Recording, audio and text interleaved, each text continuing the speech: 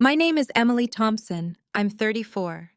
Last Tuesday at 6:47 a.m., I got a call from Evergreen Adult Protective Services telling me my 78-year-old grandmother had been found unconscious in her home with a core body temperature of 94.2 degrees, dehydrated, covered in bed sores, and wearing the same nightgown she'd had on for 11 days.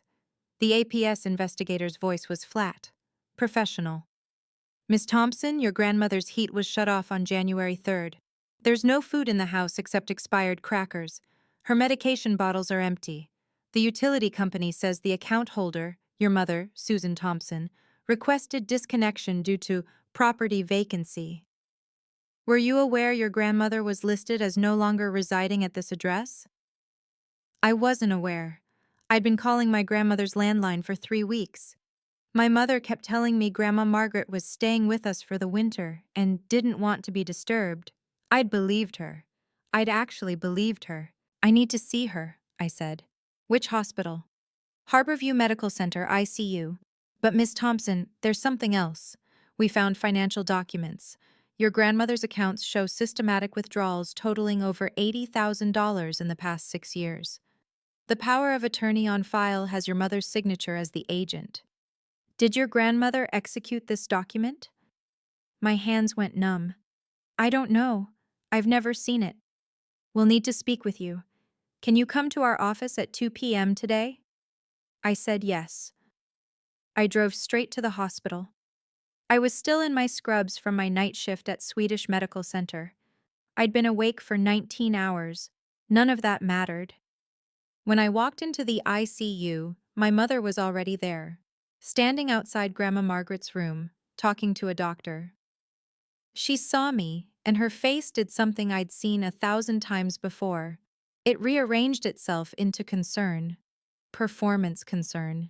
Emily, sweetheart, thank God you're here, she said, reaching for me. I stepped back. Where was she? I asked. Where was Grandma for 3 weeks? My mother's hand dropped. She was home, Emily. Where else would she be? The heat was off. A PS said, a PS? My mother's voice sharpened. You called a PS on your own family? I didn't call anyone. They called me. Because Grandma was found unconscious. The doctor cleared his throat. Mrs. Thompson, I need to inform you that we're required to file a report with— We're handling this, my mother interrupted. This is a family matter. Emily, can we talk? Privately? She walked toward the family waiting room. I followed. The door clicked shut behind us. My mother turned. Her face wasn't performing anymore. What exactly did you tell APS? Nothing. I just got the call this morning.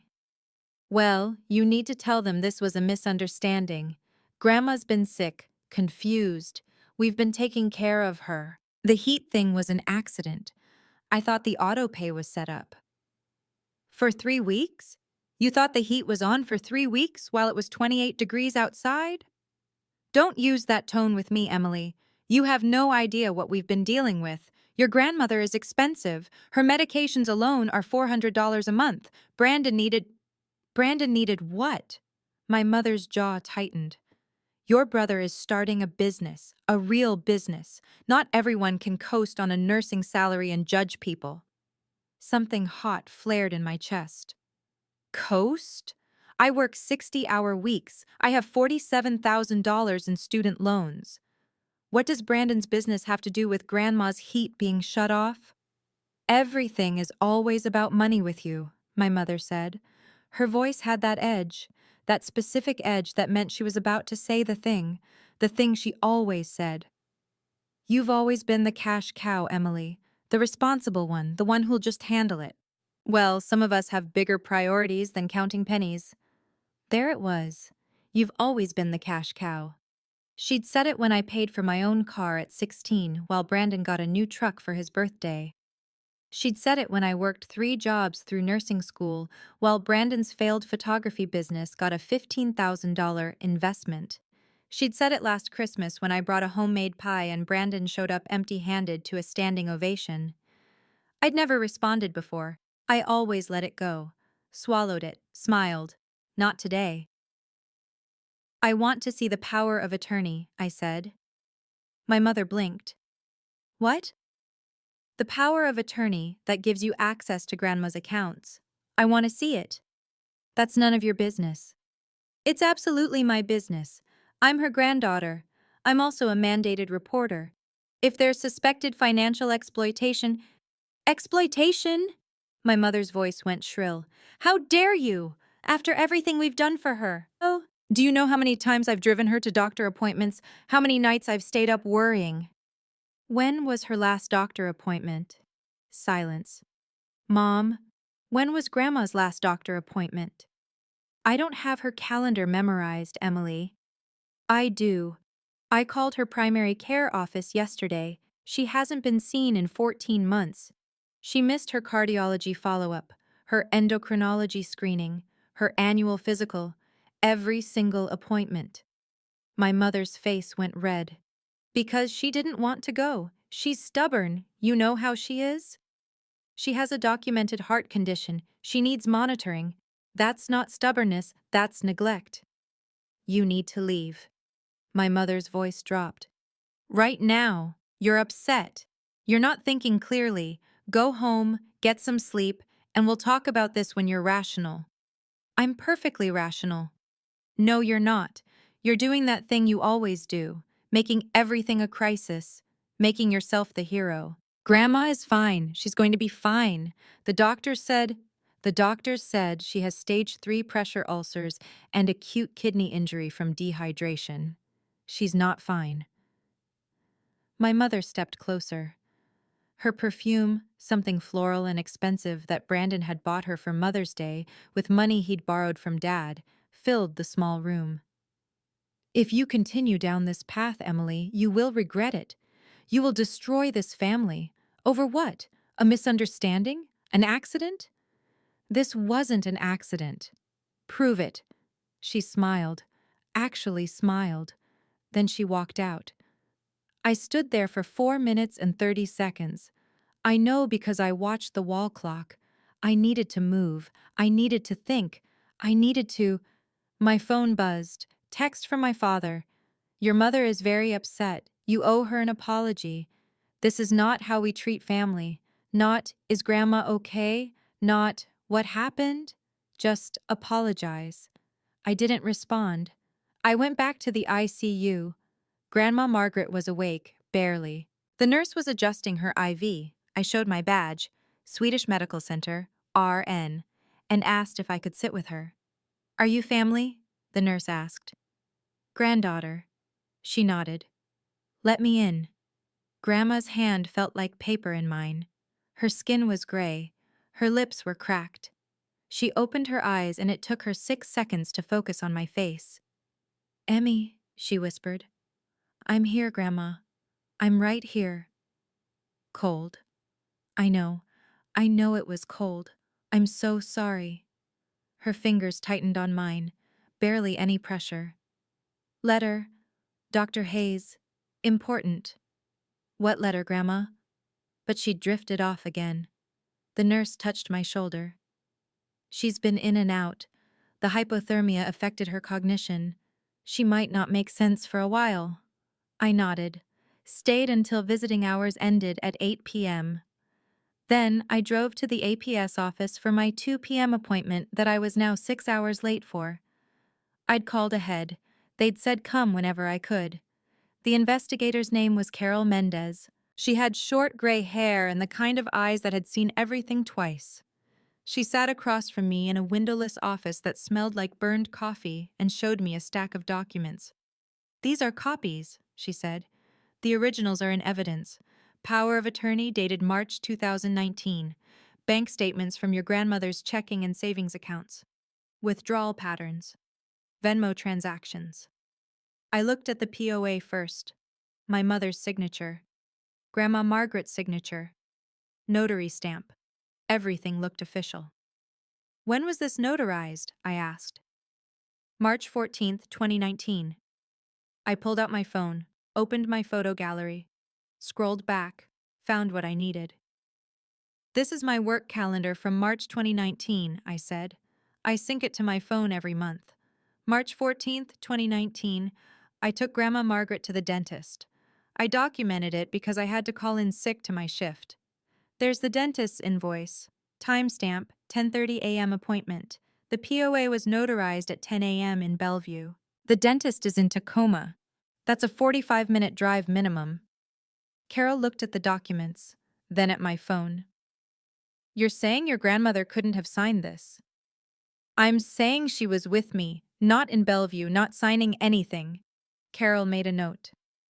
Miss Thompson, I need to ask you directly. Do you believe your mother forged this document? I wanted to say no. I wanted to say there was some explanation, some misunderstanding, but I thought about Grandma Margaret lying in the ICU with bed sores and an empty medication bottle on her nightstand.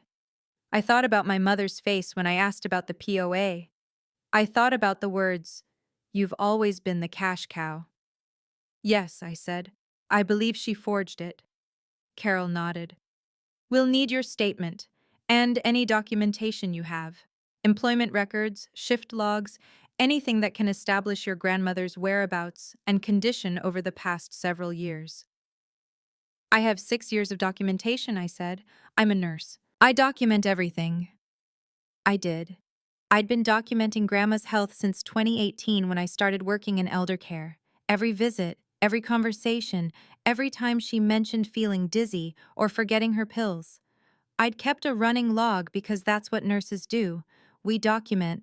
I just never thought I'd be documenting against my own mother. Before I go on, if stories about standing up for yourself mean something to you, please hit like and subscribe, and tell me in the comments where you're watching from right now. And what time is it there? Let me take you back 8 years to the day I decided to become a nurse. I was 26, working retail at a department store, hating every minute. I'd come home to my apartment, a studio above a dry cleaner that smelled perpetually like chemicals, and Grandma Margaret would be sitting on my front steps with a thermos of soup. She did this twice a week, just showed up, never called ahead. She'd say, I made too much, Emmy, help me finish it. Since she hadn't made too much. She'd made it specifically for me. Chicken and rice with extra vegetables because she knew I wasn't eating enough. I was too proud to tell her I was living on ramen and peanut butter. She knew anyway. One night, October I remember because the leaves were turning and the air smelled like wet asphalt, she sat on my couch and said, What do you want to be when you grow up? I laughed. Grandma, I'm 26. So, I'm 70. I still don't know what I want to be. She smiled, sipped her tea. But I know what you'd be good at. What? Helping people who can't help themselves. You notice things, Emmy. You pay attention. That's rare. I didn't know what to say. I'd spent my whole life being invisible. The second child, the spare, the one who didn't get the scholarships or the attention or the new car. Grandma Margaret saw me differently. She always had. You should be a nurse, she said. I'll help you with the tuition. Grandma, I can't take your money. It's not for you. It's for all the people you're going to help.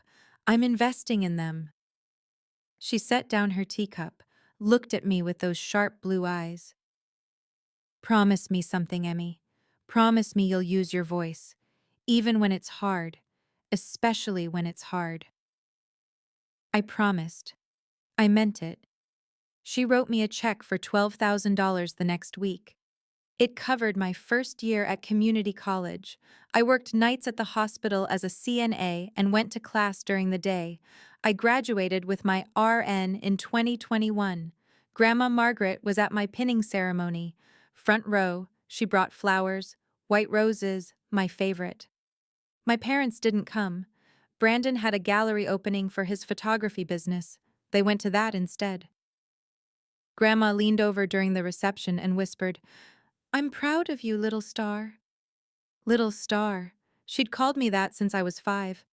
I'd asked her why once. She said, because even when it's dark, you shine. I hadn't thought about that in years. Not until I was sitting in Carol Mendez's office, signing my statement, realizing that Grandma Margaret had been preparing me for this moment all along. The APS investigation moved fast. Within a week, they'd frozen Grandma's accounts, applied for emergency guardianship, interviewed the neighbors. One neighbor, Mrs. Chen, who lived 2 doors down, told investigators she'd seen my mother and Brandon loading boxes into a U-Haul from Grandma's garage in December. Furniture, silverware, antique picture frames. Mrs. Chen had asked if Grandma was moving. My mother had said, "Just clearing out some junk." The junk was worth an estimated $15,000, gone. Sold, presumably. None of it documented in any estate inventory. Another neighbor reported seeing Grandma sitting on her porch in November wearing a bathrobe and slippers. It was 41 degrees. She'd knocked on the door to check. No one answered. She'd assumed Grandma had gone back inside. She hadn't. The heat had already been shut off. Grandma had been locked out. The investigation uncovered Venmo transactions, hundreds of them. From an account in Grandma's name to an account labeled B. Thompson Business Fund. Amounts ranging from $200 to $2,500. Always with cutesy notes. "Love you, Mom," or "Thanks for believing in me," or "Invest in your grandson's dreams." Except Grandma didn't have Venmo, didn't own a smartphone, could barely work the TV remote. The account had been created using her email, an email address she'd set up in 2015 and used exactly twice. Someone had accessed it, reset the password, created the Venmo, linked her bank account. I knew who, Carol knew who, but we needed proof. I went back to work. I had to. Bills don't stop because your family implodes. I picked up extra shifts. 60-hour weeks became 70. I was on my feet for 12 hours straight, checking vitals, administering medications, documenting every interaction with surgical precision. My manager, Lisa, pulled me aside on my third double shift in a row. "Emily, you okay?" "Fine." "You don't look fine." I didn't feel fine. I felt like I was vibrating, like if I stopped moving, I'd shatter. "Family stuff," I said. Lisa nodded, didn't push. "Take care of yourself. Can't pour from an empty cup." I wanted to laugh. My cup had been empty for years. I'd just been pretending it wasn't. 2 weeks after the APS call, my mother showed up at the hospital. I was at the nurse's station, updating charts. She walked right up to the desk, smiled at the unit secretary, asked for me. I saw her before she saw me. I could have hidden, could have asked someone to tell her I was busy, but I didn't. I walked over. "Mom." "Emily, sweetheart, can we talk?" "I'm working. Just 5 minutes, please." I looked at Lisa. She nodded. I followed my mother to the family consultation room, the same kind of room where doctors deliver bad news. My mother sat, folded her hands. "I've been trying to call you." "I know." "You haven't answered." "I know." She sighed. "Emily, this has gone too far. A PS has frozen Grandma's accounts. She can't access her own money. Do you know what that means? She can't pay her bills, can't buy groceries. She's in a skilled nursing facility," I said. "Medicaid covered. She has everything she needs." "That's not the point. The point is you've turned a family issue into a legal nightmare. Over what? Some paperwork? A misunderstanding?" "It's not a misunderstanding." "Yes, it is. The POA is real. I have the original. I can show you. I've already given my statement to APS. The POA was notarized while Grandma was with me in Tacoma. It's fraudulent." My mother's face went still. "You're lying." "I'm not. You're trying to make me look bad. You've always been jealous of Brandon, of our relationship, and now you're using Grandma to— To what? To what, Mom?" "To hurt me." Her voice cracked. Actual tears formed in her eyes. "You've always been cold, Emily. Distant. You never needed us. You never needed anyone. And now you're punishing me because I gave attention to your brother, because I helped him when he was struggling." I stared at her. "You helped him with Grandma's money." "It was for the family. Brandon's business would have supported all of us, would have given Grandma a legacy. But you don't understand that because all you care about is your rules and your documentation and your perfect little martyr complex. Something inside me went quiet, calm. I'd expected yelling, threats, maybe even an apology. I hadn't expected her to believe her own lies. I need to get back to work, I said. Emily, wait. I opened the door, stepped out. Lisa was standing nearby. She'd heard everything. I could tell by the way she looked at me. You good? She asked. Yeah, I wasn't. But I would be. My mother followed me out, raised her voice. You're going to regret this, Emily. When Grandma dies and you've destroyed this family over nothing, you're going to regret it. 3 nurses turned. 2 patients' families looked up. The unit secretary froze mid-keystroke. My mother realized where she was, what she'd just said, in front of witnesses, in front of medical professionals who understood exactly what, when Grandma dies, implied. She left. Lisa touched my arm. If you need anything at all. I nodded. Went back to work. Checked Mrs. Patterson's blood pressure. Administered insulin to Mr. Kowalski. Updated a care plan. Documented everything with shaking hands. That night, I went home and found a package on my doorstep. No return address. Just my name in handwriting I didn't recognize. Inside, a sealed envelope with my name written in Grandma Margaret's handwriting, and a note from someone named Dr. Richard Hayes. Miss Thompson, your grandmother asked me to hold this letter and deliver it to you if anything ever happened to her. She was very specific. Only if something happened, and only to you. I'm a retired neurologist. Margaret was my patient for 15 years. She came to me 3 years ago with concerns about her memory and her family situation. We had many conversations. I've documented some of them in the attached notes. I'm sorry I didn't intervene sooner. Margaret asked me not to. She said she needed to wait for the right time. She said you'd know what to do. The letter is sealed. I haven't read it, but I think you should. If you need anything, my contact information is below. Richard Hayes, M.D. I sat on my kitchen floor, held the envelope. It was thick, heavy. The seal was wax, old-fashioned. Grandma's initials pressed into red wax. I didn't open it right away. I couldn't. I sat there for 20 minutes, just holding it, knowing that whatever was inside would change everything. Finally, I broke the seal. The letter was dated January 2022, 2 years ago. Dear Emmy, if you're reading this, then I'm gone, and your mother is already doing what I knew she would do.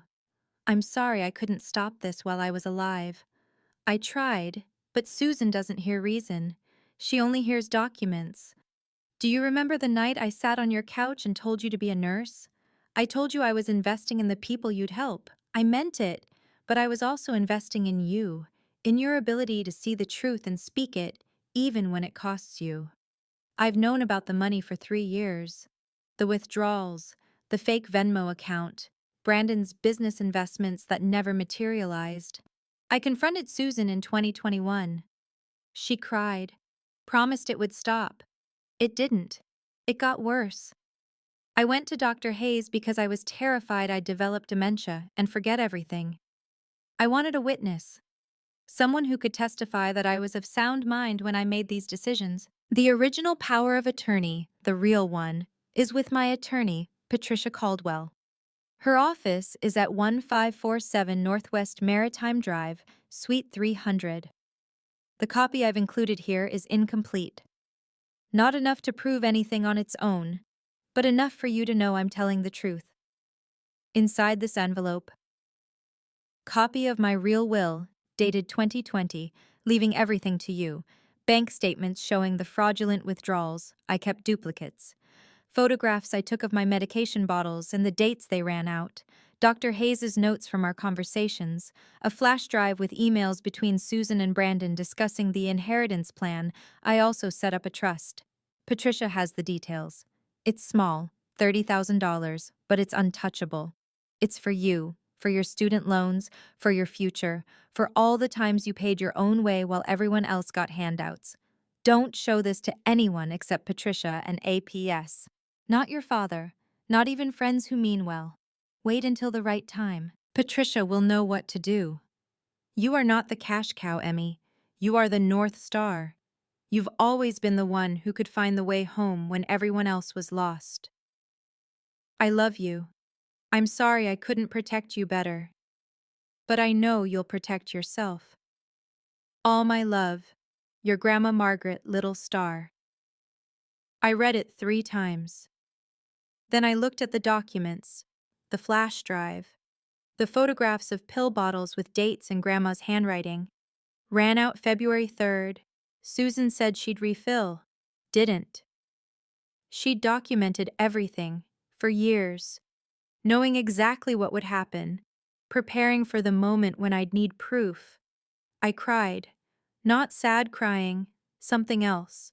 Something that felt like relief and fury and gratitude all mixed together. I called Patricia Caldwell's office the next morning, got an appointment for Friday at 10 a.m. Patricia was in her 60s. Sharp suit, sharper eyes. She'd been expecting me. Your grandmother was very thorough, she said, sliding a folder across the desk. She updated her will every year, removed Susan and Robert as beneficiaries in 2020, added specific clauses preventing them from contesting. She knew exactly what she was doing. Why didn't she tell me?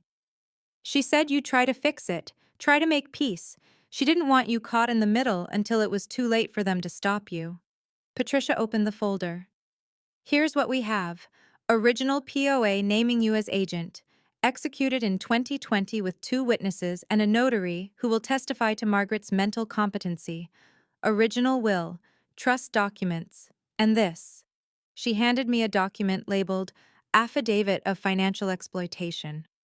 Margaret drafted this herself, had it notarized, detailed every withdrawal, every fake Venmo transaction, every piece of furniture that went missing. She even included Brandon's business registration documents showing his failed LLCs. It's airtight. I looked at the affidavit, Grandma's signature at the bottom, her handwriting, shaky but clear. I am of sound mind. I have been exploited by my daughter Susan Thompson and grandson Brandon Thompson. I am creating this record to protect my granddaughter Emily Thompson from future harm. What happens now? I asked. Now we file for guardianship. We present this evidence to the court. A PS will support the petition with their findings. Your mother will have a chance to respond, but based on what you've told me and what I've seen, she won't have much to stand on. Will there be a hearing? Yes, public. In King County Superior Court. Your mother will be there. Your father. Probably Brandon. They'll have a chance to contest. Good, I said. I want them there. Patricia smiled. Margaret said you'd say that? The hearing was scheduled for March 15th, 6 weeks away. 6 weeks of my mother calling from blocked numbers, my father sending emails about family loyalty, Brandon posting cryptic Instagram stories about betrayal and gold diggers.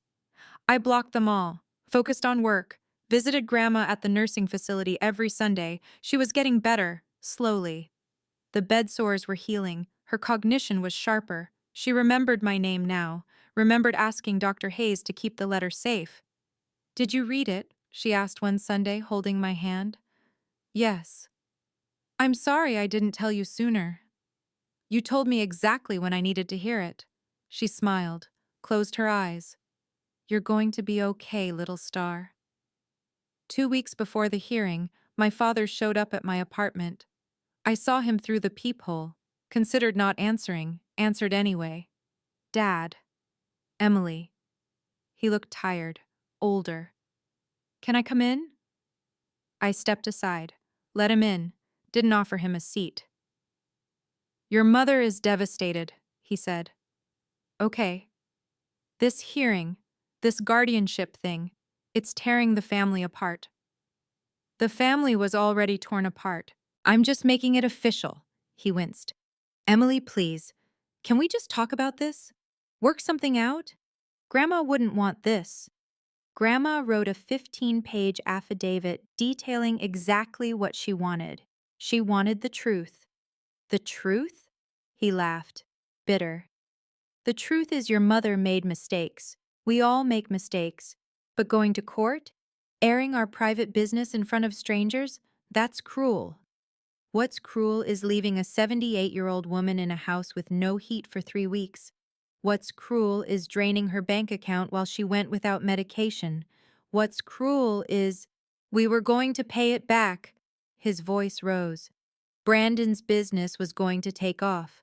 We were going to pay everything back and then some. But you had to interfere. You had to make yourself the hero. I'm not the hero, Dad. I'm just the one who documented what happened. He stared at me. You've changed. No, I've just stopped pretending. He left. Didn't say goodbye. Didn't ask about Grandma. Just left. I went back inside, made tea, sat on my couch in the same spot where Grandma had told me to become a nurse 8 years ago. Thought about all the times I'd swallowed my words, smiled when I wanted to scream, apologized when I'd done nothing wrong. I was done apologizing. March 15th arrived cold and clear. I wore my nursing scrubs under a blazer. Patricia had told me to dress professionally. I wanted the judge to see exactly who I was, what I did, why my documentation mattered. King County Superior Court smelled like floor polish and stress. Patricia met me outside courtroom 3. Ready? Yes. We walked in. My mother was already seated. Front row, left side. My father next to her. Brandon on the end, scrolling his phone. They all looked up when I entered. My mother's face did that thing again, rearranged itself. She mouthed, "Please." I didn't respond. Sat on the right side with Patricia. Carol Mendez from APS was there, Dr. Hayes, 2 nurses from the facility where Grandma was recovering, Mrs. Chen, the neighbor. 37 people total. I counted. The judge entered. Honorable Linda Martinez. She looked at the packed courtroom and raised an eyebrow. Well, this is well attended for a guardianship hearing. Let's proceed. Patricia stood, presented the petition, outlined the findings. Financial exploitation, medical neglect, forged documents, systematic abuse over 6 years. She was calm, precise. She presented Grandma's affidavit, the bank statements, the photographs of empty pill bottles. My mother's lawyer, a young guy who looked fresh out of law school, objected twice, was overruled twice. Then Patricia called me to testify. I walked to the stand, stated my name, my credentials, RN, specialized in elder care assessment, 6 years of experience, mandated reporter. Patricia asked me to describe my relationship with my grandmother. I did, briefly, factually. Then she asked about March 14th, 2019. I took my grandmother to the dentist, I said. I have the appointment confirmation, the invoice, and my work schedule showing I called in sick to my shift. The appointment was at 10:30 a.m. in Tacoma. Patricia entered the documents into evidence. And where was the power of attorney allegedly notarized? Bellevue. At 10 a.m. Is it possible your grandmother was in both places? No, it's a 45-minute drive minimum, and I have a photograph of her at the dentist's office at 10:47 a.m.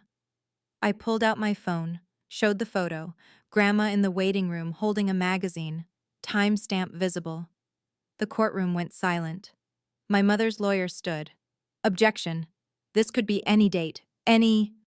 The magazine is dated March 2019, I said, visible in the photo, and the dentist's office has the appointment logged in their system. I subpoenaed the records. Judge Martinez looked at my mother. Mrs. Thompson, would you like to respond to this testimony? My mother stood. Her voice shook. This is all a misunderstanding. I was trying to help my mother. She was confused, sick. I was protecting her from... From what? Judge Martinez asked. from making bad decisions, from being manipulated. By whom? My mother's eyes locked on mine. By her. She pointed at me. Actually pointed. Emily has always been jealous of our family. She's estranged, cold. She never visits, never calls, and now she's trying to take advantage of my mother's confusion to— I visit every Sunday, I said. Quiet. Calm. I have sign-in logs from the nursing facility. Dated and time-stamped. Every week for 6 years. Patricia entered those into evidence too. My mother's face crumbled.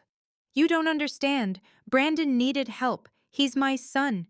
He was struggling. His business was funded with $82,000 stolen from your mother's accounts, Patricia said, while your mother went without heat, without food, without medication. We were going to pay it back. When? Judge Martinez asked. Mr. Brandon Thompson's businesses have all failed. 3 LLCs dissolved, $82,000 gone. When exactly were you planning to repay your mother? My mother looked at Brandon. He was staring at his phone, wouldn't look up. Brandon, my mother said, tell them about the new business, the one that's going to— There is no new business, I said. I didn't yell, didn't need to. I checked the business registrations. Brandon hasn't filed anything in 2 years. Brandon stood up. This is bullshit.